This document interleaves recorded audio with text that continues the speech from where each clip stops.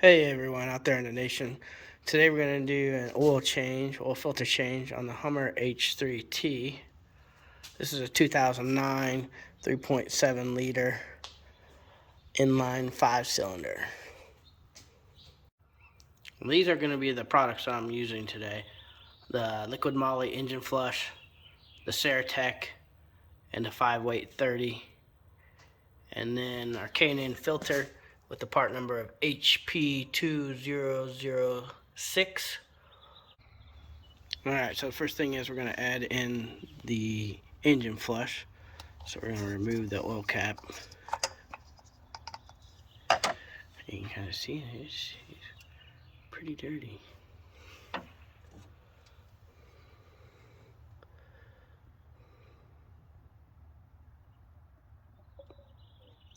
And you're going to want to put the whole thing in.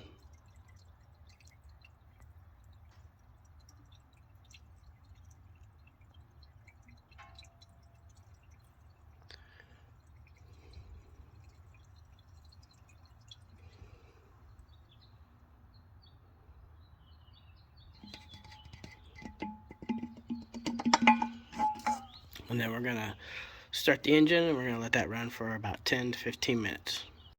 Okay, so we let that idle for 10 minutes, letting it work its magic. As you can see, I've chalked the tire. I like these wool blankets just to lay down on the ground when you're doing work underneath the car. As we climb down under here, I kind of gathered some stuff together. Got the drip tray, the oil pan, a little drill to make things short of work, and some rags. So the first thing we're going to do is we're actually going to loosen the bolts here on this skid plate.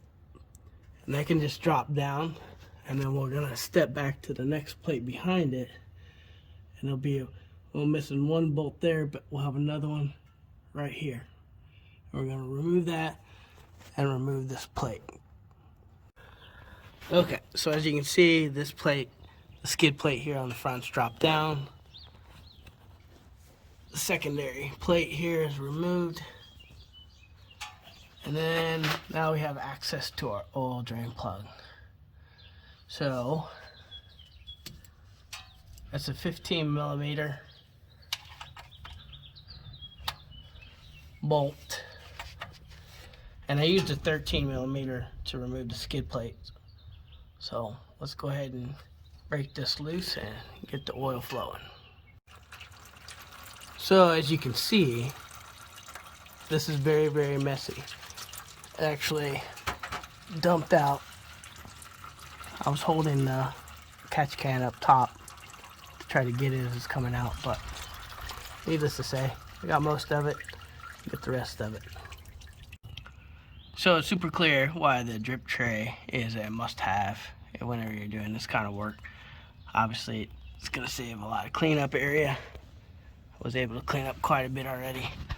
And now we're just letting the final oil drain, and now we're at the drip stage, so this is good. About ready to wrap this up, get this sealed back up. This drain plug has an oil, just a ring, like a rubber ring right there. I've never changed this one before. I don't even know if there's a replacement part for that, but I haven't had any problems with this one leaking after replacing oil before. So okay, so we have everything cleaned up, and now we're going to use a 15mm socket, and I'm going to torque this down to about 19 foot-pounds. That's what I found online. Now when I use a torque socket, I like to, or torque wrench, I like to actually just pop this a couple of times to make sure we're at the right spec and the bolt's not moving anymore. So you're going to have to end up removing this skid plate also. There are two other bolts here, and then the two back here that were removed earlier. And that is to get to our oil filter, which is probably the dirtiest part of this whole job. Okay, so we moved over to the oil filter side. So you can see up here where this old filter is, and then you can see this little lip here. So when you unscrew that, oil is going to start draining down and it's going to run off this lip. Now, sounds perfect, right? But it's really not the greatest design in the world. It works fairly well, but you still got to do a lot of cleanup after we change that out. So we'll get this one removed and start getting the other one put on. So you can see I was able to get it loose. Now on the K&N filters, they have a nut basically on the end. You can use a 1-inch closed-in wrench or open-end wrench to get on that. It makes it a lot easier to get that removed. Just break it loose and then undo it by hand. But so you can see a little bit of it's dripping down, and then the rest of it is when it gets messy, is when you actually have to remove it, because you have to come out of the small hole here, and then you happen to tip over the oil filter, and it's no good then. So I was able to get it out.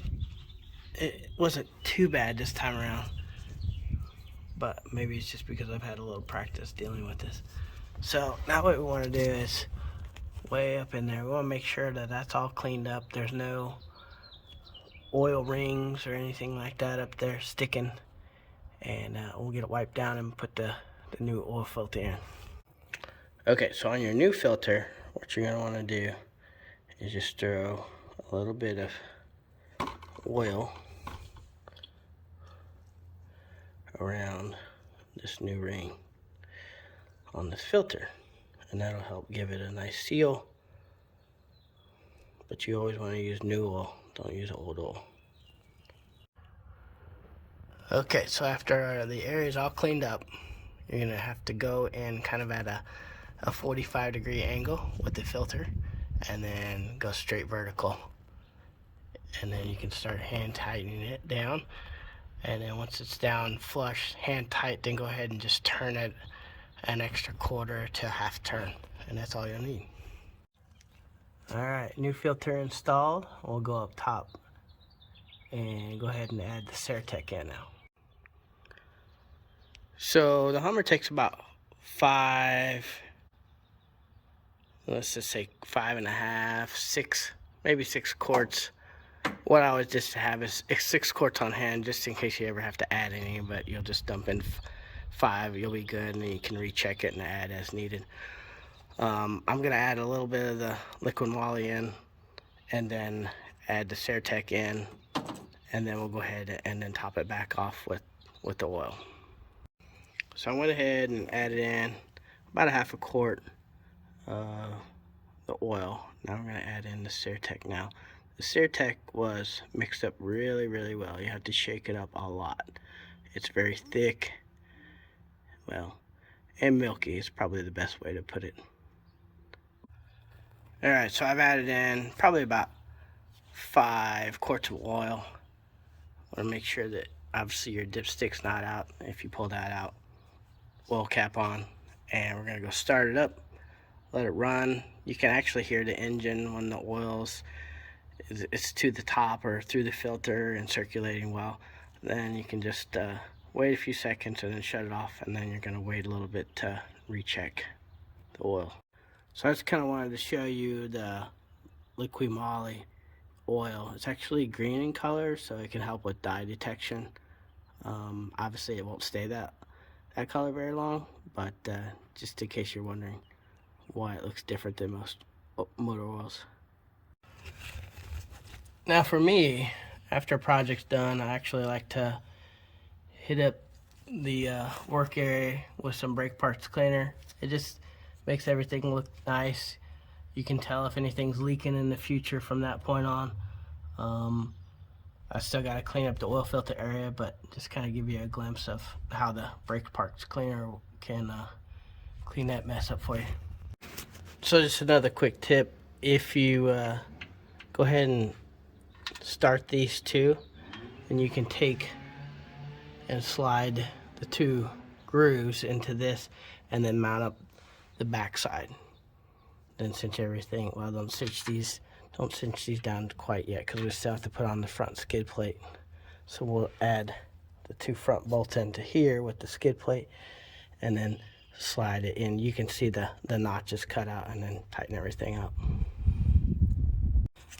Okay, so we got everything back together. No leaks anywhere. Everything put together here. All the bolts in.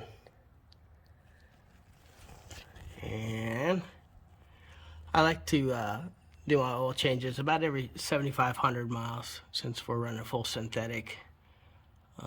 But that's just my personal preference. Okay, well, that'll wrap up our 2009 Hummer H3T oil change. Feel free to like, subscribe, share, comment below, and look forward to doing more videos for you folks in the future. Thanks.